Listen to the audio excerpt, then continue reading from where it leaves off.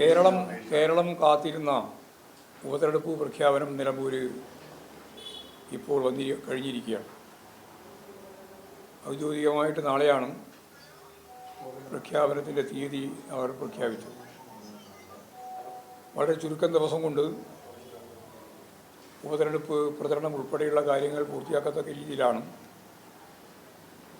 Election കമ്മീഷൻ്റെ പ്രഖ്യാപനം വന്നിട്ടുള്ളത്.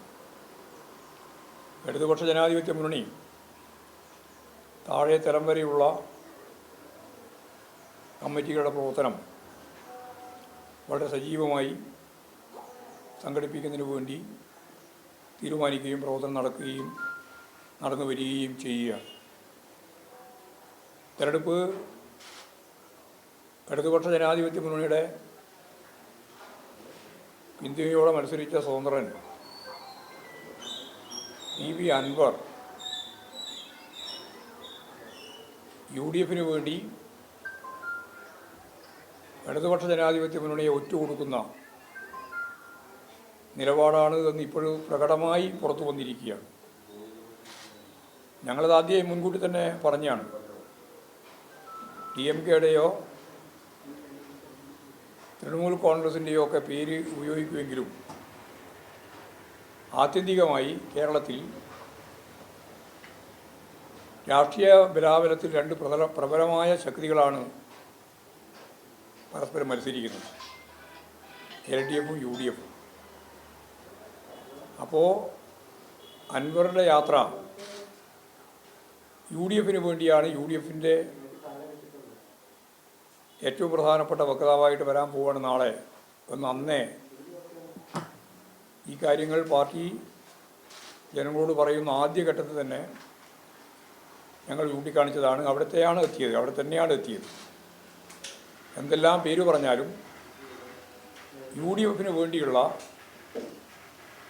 ഒരു നെറികെട്ട പ്രവർത്തനമാണ്, ഒറ്റുകൊടുക്കുന്ന നിലയാണ്, ജൂദാസിൻ്റെ രൂപമാണ് യഥാർത്ഥത്തിൽ അൻവറിൻ്റെ ഭാഗത്തുണ്ടായിട്ടുള്ളത് എന്ന കാര്യം തെരഞ്ഞെടുപ്പിൻ്റെ പ്രഖ്യാപനത്തോടെ പകൽ വെളിച്ചം പോലെ വ്യക്തമാകുക. എന്നാൽ ഈ തെറ്റായ എല്ലാ സമീപനങ്ങളെയും ചേർത്തുകൊണ്ട് ഇടതുപക്ഷ ജനാധിപത്യ മുന്നണി വലിയ കുതിപ്പ് തന്നെ നിലമ്പൂർ ഉപതെരഞ്ഞെടുപ്പിൻ്റെ ഭാഗമായിട്ട് സൃഷ്ടിക്കും. വൻ വിജയത്തോടുകൂടി ഇടതുപക്ഷ ജനാധിപത്യ മുന്നണിക്ക് മുന്നേറാൻ കഴിയും എന്ന് തന്നെയാണ് തെരഞ്ഞെടുപ്പുമായിട്ട് ബന്ധപ്പെട്ട് ഞങ്ങൾ പ്രതീക്ഷിക്കുന്നത്.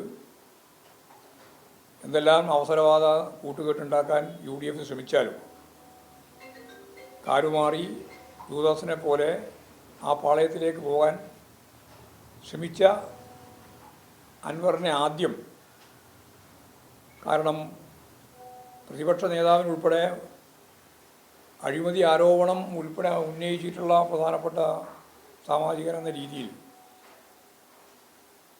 UDFിൻ്റെ ഭാഗമായിട്ട് പ്രശ്നങ്ങളുണ്ടായിരുന്നു. പക്ഷേ UDFിൻ്റെ അവസരവാദ രാഷ്ട്രീയത്തിൻ്റെ ഭാഗമായി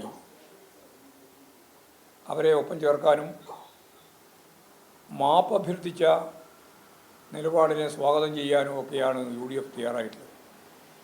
ഈ പരിസ്ഥിതിയിൽ ഇടതുപക്ഷ ജനാധിപത്യ മുന്നണി കൃത്യമായ തിളക്കമുള്ള രാഷ്ട്രീയ നിലപാടുകൾ വെച്ചുകൊണ്ടും ഈ ഗവൺമെൻറ്റിൻ്റെ 3ാം ടേമിലേക്കുള്ള യാത്രയിൽ